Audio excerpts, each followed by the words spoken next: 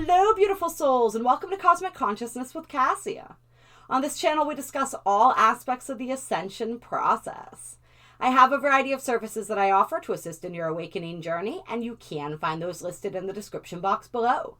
Today, we're going to be talking about the much anticipated conjunction of Jupiter and Neptune in the sign of Pisces.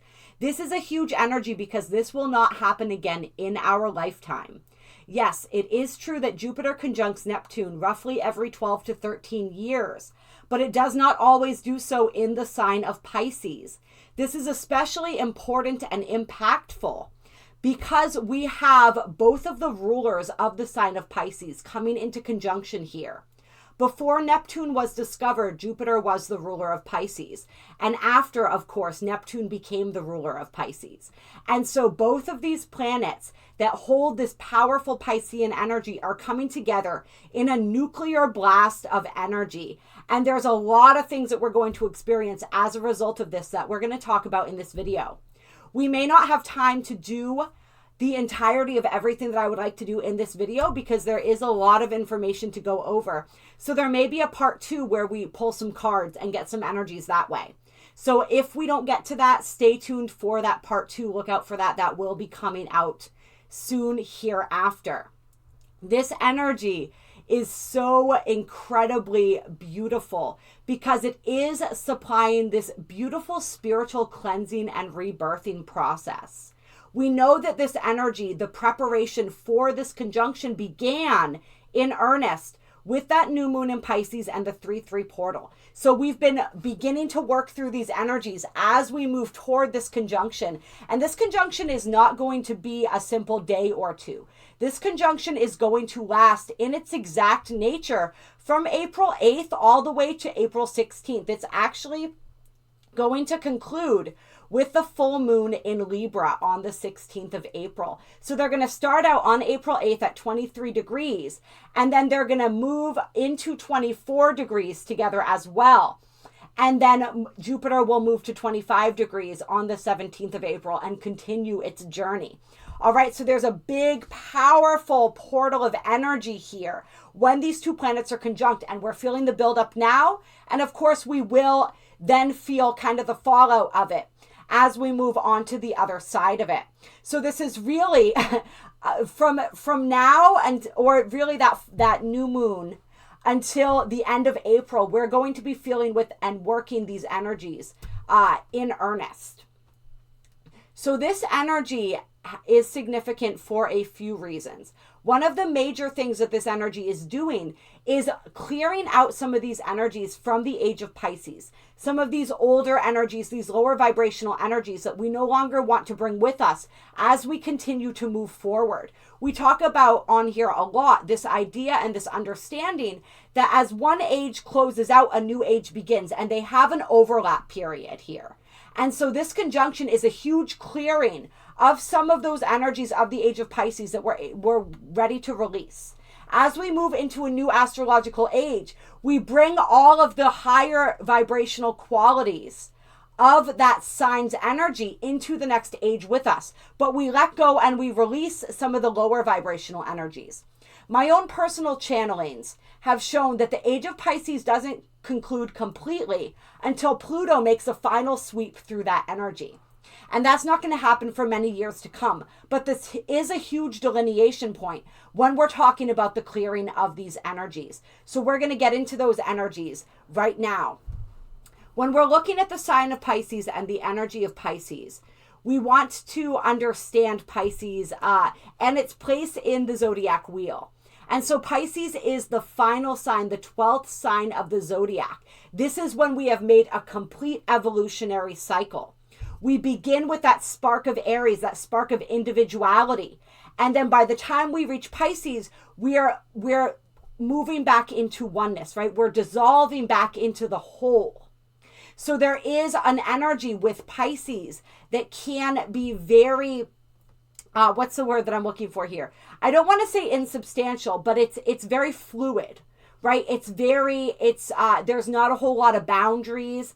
Everything kind of bleeds together, right? Because we're connecting with that energy of oneness. We're coming back into union with each other, with the source. And so as we're moving into this energy, we really want to notice and pay attention to the energy of boundaries. Where it is that we are in our own personal work around boundaries is going to be highlighted very much for us as we move through this energy.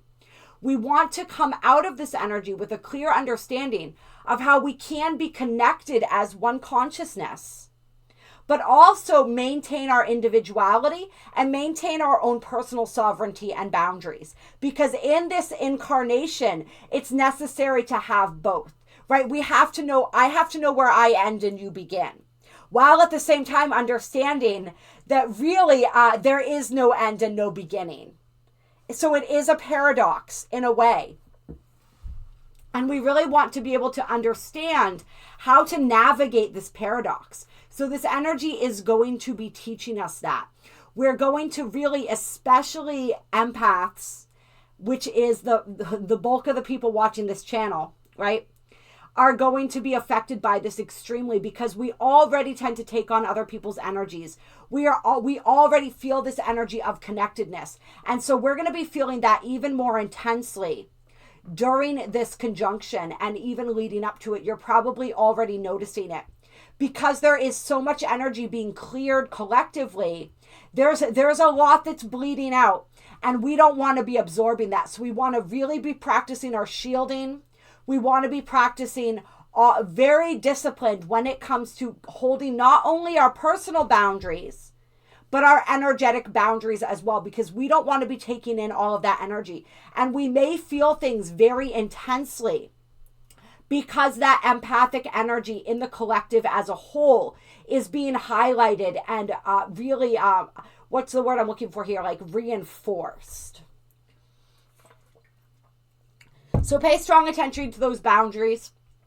Pay strong attention to where it is that the universe is showing you that you need to create stronger boundaries. And really pay attention as well to all the work that you've done and how far you've come when it comes to your ability to set boundaries and stand in your own sovereignty and stand in your own integrity. As we're moving through this energy, we're also clearing out this energy of the victim complex. The lower vibration of Pisces energy can sometimes end up in that victim energy as well as that martyr energy. And so you want to look at your reality and think, where am I playing the victim? Where am I ceasing to take responsibility for my own life, my own choice, and my own actions? Can I truly understand that I am the creator of my reality and take responsibility for that? And allow myself to understand, if my reality is not to my liking, how it is that I have created or constructed that. Can we look at every challenge as an opportunity to grow and see where the universe is offering us these opportunities? Can we understand that this three-dimensional reality is the perfect playground for learning? It is the perfect school. It was designed impeccably. And can we see everything as perfect and impeccable? Even when, like we said, it is not necessarily to our liking. Can we respect the potential for growth that is provided by all of these challenging circumstances that we may see all around us? There's this energy of a deep acceptance that we're being called to embrace. There's also an energy of deep surrender that is being asked for. We're being asked to surrender into the unknown. We're being asked to surrender to the experience of being human and learn how to blend that with our higher spiritual selves. How is it that we can approach this human life, this human incarnation, from that higher spiritual perspective and that higher spiritual context? How can we see the greater spiritual truth that underlies everything? And how can we come to a greater understanding of our own personal spiritual truths?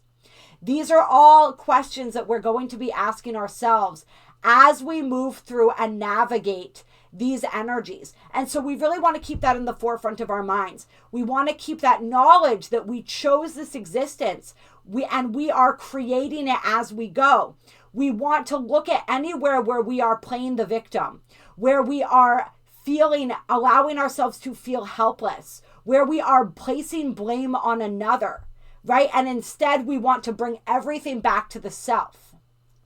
This is where practicing radical acceptance is going to be incredibly important, and really taking those empowered steps in our own lives. This is where that energy is really asking us to find our own sense of empowerment, to understand that we are our own spiritual saviors, right? There is nobody or nothing else that is responsible for rescuing us. We are here to rescue ourselves. So this energy is really asking us to take that into consideration, to understand that, and then to act accordingly.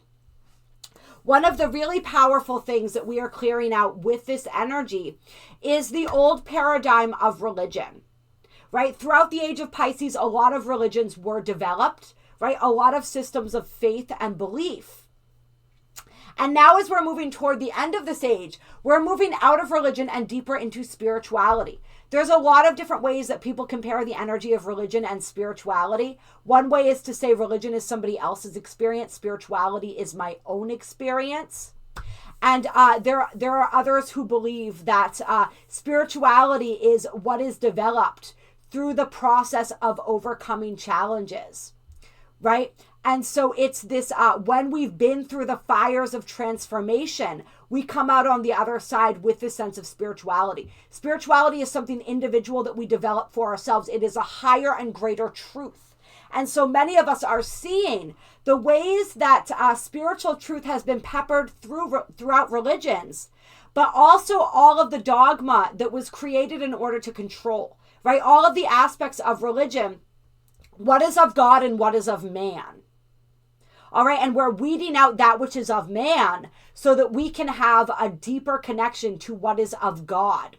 It is my own personal belief that the ultimate truth lies within the combined understanding of all of the world religions, right? If we can extract those nuggets, and if we understand how to interpret and perceive what it is that we are reading, right? There's a general percept, and this extends far beyond religion. This is an important aspect of these energies, right? There is a party line. There is a general consensus of meaning, and then there is the deeper meaning of truth. Are you able to look past what you've been taught and to read between the lines, to see the truth within? Like it's this energy of like the truth within the lies. And so the truth within the lies is being revealed for all to see. There's a lot of, generally when we talk about Neptunian energy, right, Pisces energy, there's a lot of illusion there. But this energy is very much the peeling back of illusion and a deeper level of illumination that we are each able to receive. This is a huge initiation where each and every single one of us is being asked to determine for ourselves what spiritual truth is, and to really practice that energy of discernment when it comes to what we are being told and what it is that is ultimately true for us. And so we talk about this all the time on here. Pete talks about this all the time on the Chosen 144 as well, right? This energy, this understanding of resonance, and how you feel it within your body. You feel it on a cellular level when something resonates within your being as true. So really utilize that as your discernment as you're moving through all of these suggested beliefs, right? All of these suggested perceptions of the world, all of these other people's suggested truths. Something else really powerful that we're experiencing with this energy is this healing and clearing of the healer's wound. And so when I talk about the healer's wound, what I'm talking about is this energy that every single person who identifies, and even those who don't, right, as a healer, as a light worker, whatever label might fit here, this wound that we bring with us from our ancestry, from our past lifetimes, of a time when we utilized our spiritual gifts and we were punished for it.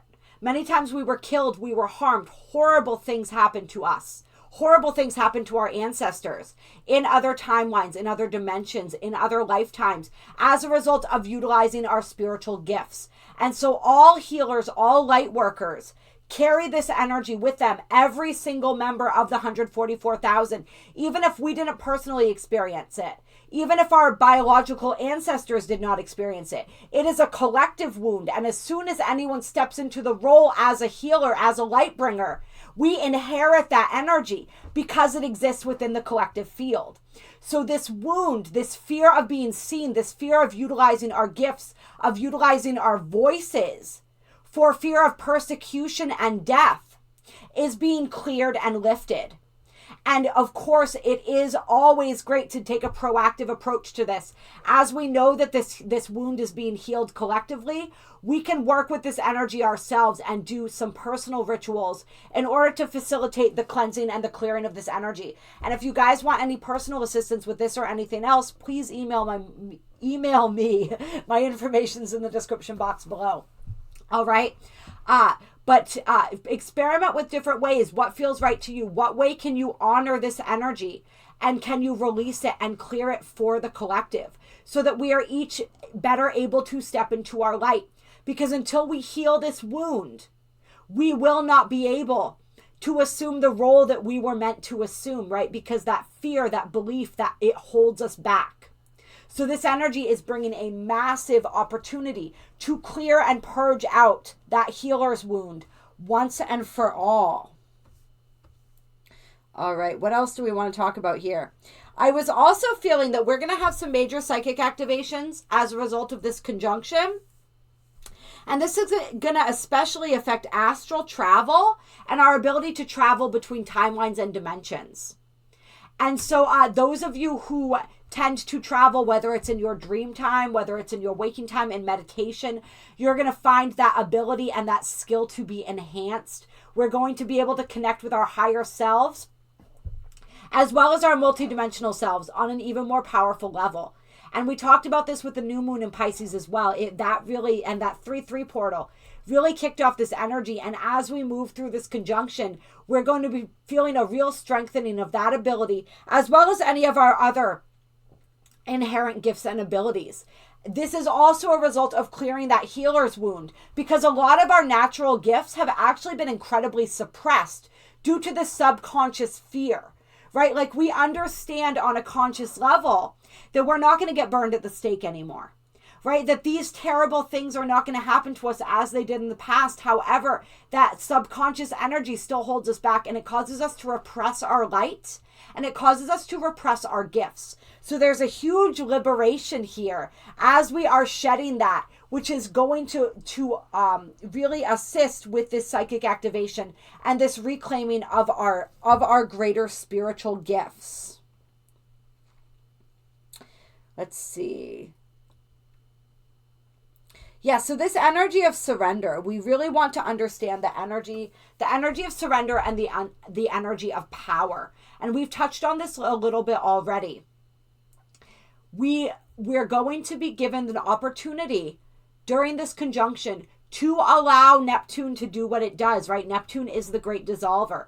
So where can we surrender a little bit more deeply? We may be shown the areas in our lives where we have the most resistance to surrender, so that we're given that ultimate opportunity. The thing that is the most difficult for you to surrender is the most powerful thing. And when you can surrender that, everything else becomes so much more simple.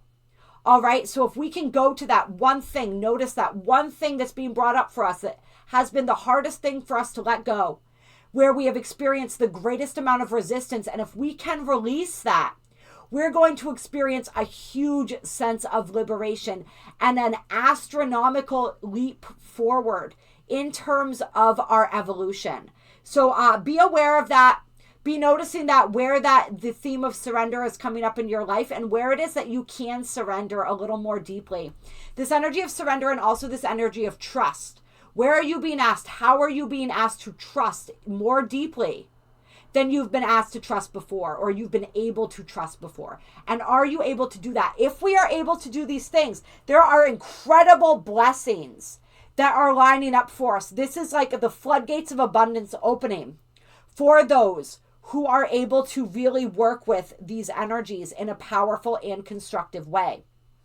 And we're also, once again, like we said, looking into that energy of power. With this Pisces energy, with this overcoming of the victim complex, right? This understanding of boundaries. Everything that we've talked about so far. We're really being asked to look at, and we're being shown, where is it that I give my power away? Right? Where is it that I give my energy away? Where is it that I'm allowing my energy to leak out? And where I'm allowing other energies to leak in.